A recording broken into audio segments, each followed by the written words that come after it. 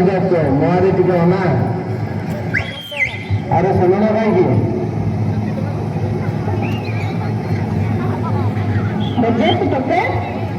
ଦେଖିବୁ ନା ନାଇଁ ମତେ ରସ୍ ଦେଖିବ ମୁଁ କ'ଣ କରୁଛି।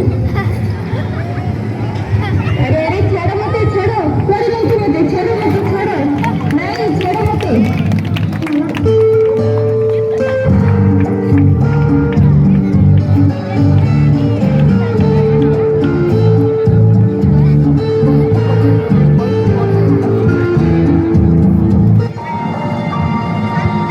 ଆରେ ଝିଅ କ'ଣ କରୁଛୁ ପଢୁଛୁ ନା କ'ଣ?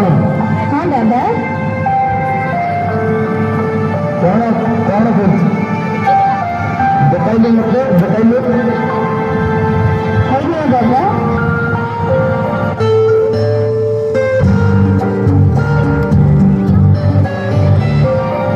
दादा ଆରେ କ'ଣ ହେଲା ତୁ ବା ମୋର ଝିଅ କରି ତତେ ଭଲ କରିବି ଟିକେ। अरे दादा छाड़ो मत ମୁଁ ଯିବି ମା ପାଖକୁ ଯିବି ଛାଡ ମତେ ଦାଦା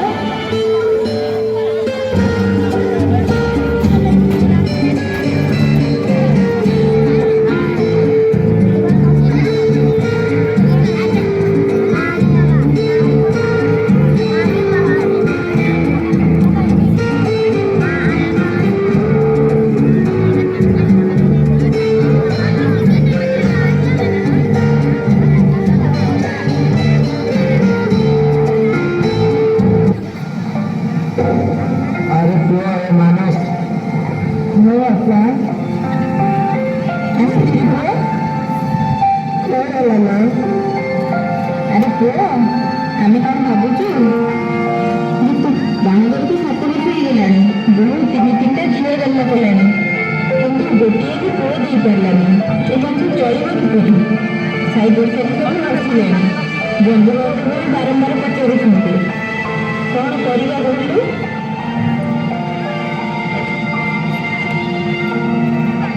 ମା ତାହେଲେ ତୁମେ କଣ କହୁଛ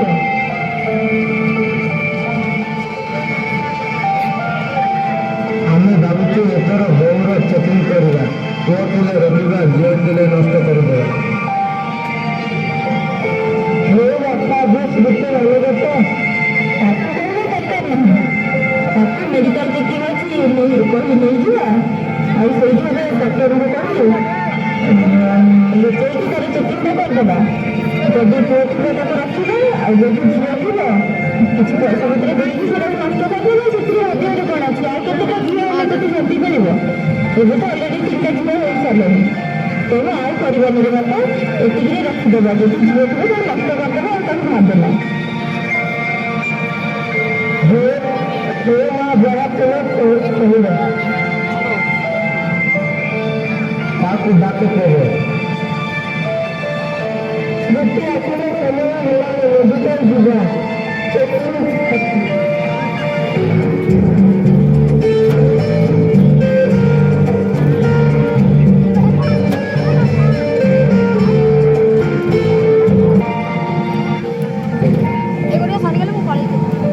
ସାର୍ ଗୋଟେ କାମରେ ଆସିଛୁ।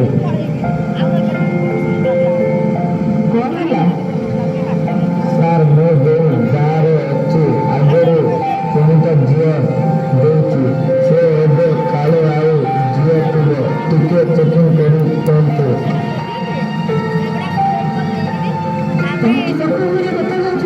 ପଢ଼ା ଲେଖା ଲୋକଙ୍କ ଭଳି ଲାଗୁଛନ୍ତି ଏତିକି ଜାଣିନାହାନ୍ତି ଯେ ପୁଅ କି ଝିଅ ଜନ୍ମ ହେବାରେ କେବଳ ବାପାଙ୍କୁ ନେଇ ଆଉ ରହିଲା ଭ୍ରୂଣ ହତ୍ୟା କଲେ ତୁମ ସହ ମୁଁ ବି ଜେଲକୁ ଯିବି ତେଣୁ ଚେକିଂ କରିବା କଥା ତୁମେ ଭୁଲି ଯାଅ ତୁମେ ସବୁ ଏଠାରୁ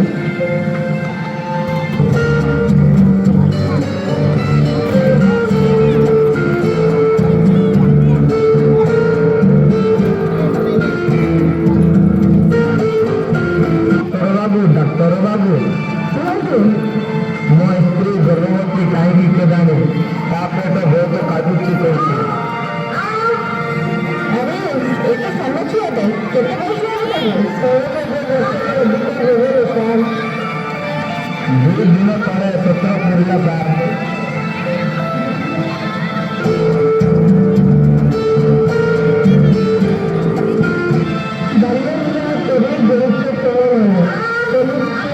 डॉक्टर को तोड़ बताएंगे। ନାଇଁ ସାର୍ ସେମିତି କୁହନ୍ତୁନି ଦୟା କରନ୍ତୁ ସାର୍। ତୁମେ ପ୍ରଥମେ ଓପିଡି ରେଡି କର, ତାପରେ ଦେଖିବା କ'ଣ କରାଯାଇପାରିବ।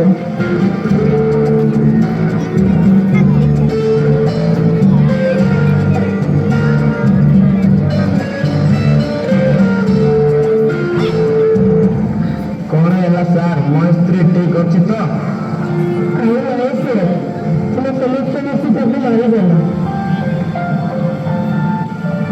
ନାଇଁ ଏ କ'ଣ କହୁଛନ୍ତି? ସରକାର ବାରମ୍ବାର ଟିଭି, ମୋବାଇଲ ଆଉ ଅନେକ ପନ୍ଥା ମଧ୍ୟରେ ତୁମମାନଙ୍କୁ ବୁଝାଉଛି ଯେ 21 ବର୍ଷ ନ ହେଲେ ପିଲାମାନଙ୍କୁ ବିବାହ କରେ ନାହିଁ, କିନ୍ତୁ ତୁମମାନଙ୍କୁ ତାହା ବୁଝା ପଡ଼ୁନାହିଁ। ଏହି ଝିଅର ମୃତ୍ୟୁ ପାଇଁ ତୁମେ ସମସ୍ତେ ଦାୟୀ, ଏଥିରେ ତା ବାପା ମା ଦାୟୀ। ଏତେ କମ୍ ବୟସରେ ଝିଅକୁ ବିବାହ ପାଇଁ ତାକୁ ମାରିଦେଲ। ତୁମେ ସମସ୍ତେ ଜେଲ୍ ଯିବ। ମୁଁ ତୁମ ପାଖରେ ଛାଡ଼ିବି ନାହିଁ। ତୁମେ ଜେଲ୍ ଯିବା ପାଇଁ ସମସ୍ତ ପ୍ରକାର ବନ୍ଦୋବସ୍ତ ମୁଁ କରିଦେବି। ତୁ ଏବେ ପୋଲିସକୁ ଫୋନ୍ କରିବୁ।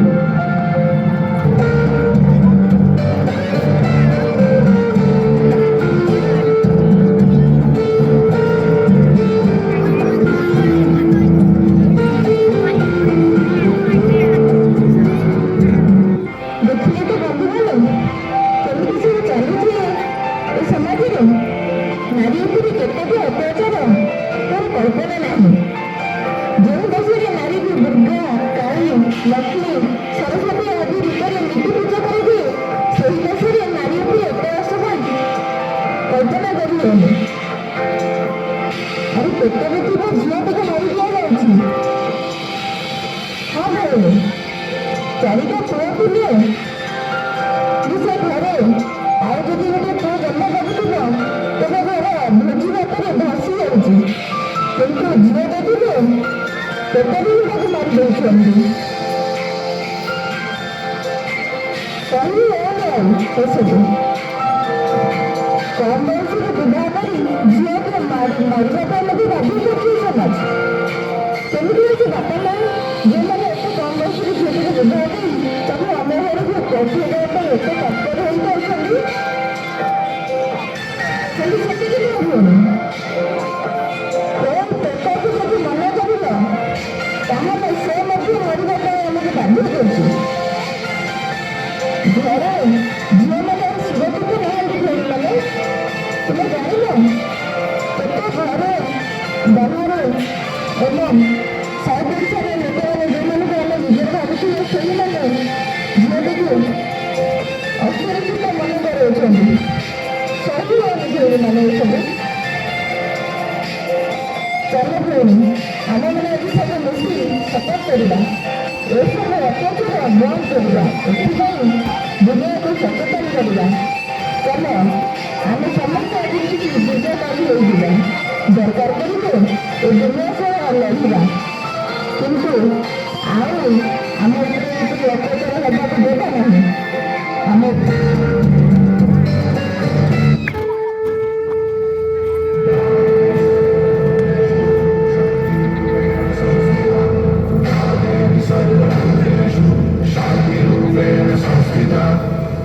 से आपसे मेरी मैं तुमको ना छूने दूंगी।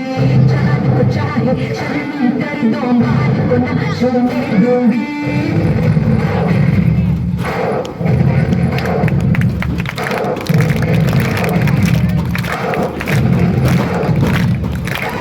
आज से आपसे मेरी मैं तुमको ना छूने दूंगी। जान को चाहे शर्मी कर दो, बात को ना छूने दूंगी।